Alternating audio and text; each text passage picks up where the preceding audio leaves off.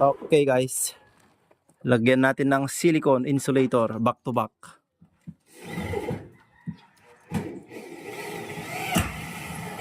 Lagyan na natin ng bubong.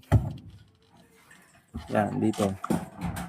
Naka primer na rin. Rust converter, then primer. Tapos ito lagyan ng insulator. Yan.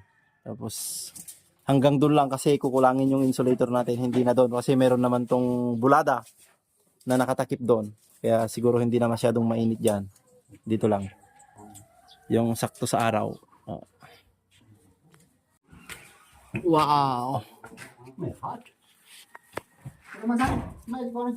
Maya. Dia. Lang ah. Jirang ano hindi nalublubo yo Joy.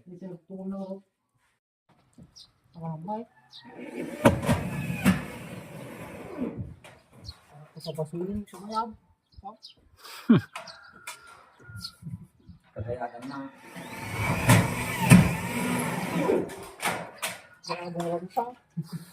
Tiram amin na niya.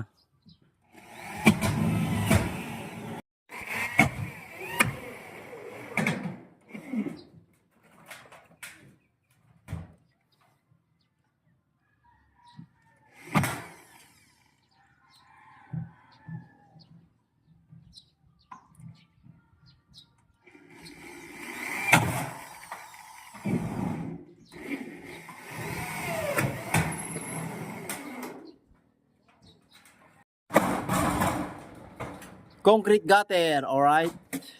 Ayos.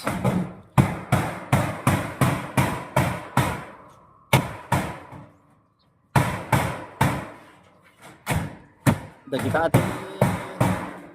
Batikan ko naman. Nagiti paramid ti pabalay na apo, itoy. Dahil ti kasinsing ko nga nalaing. Ano ti aramid na. Pulido.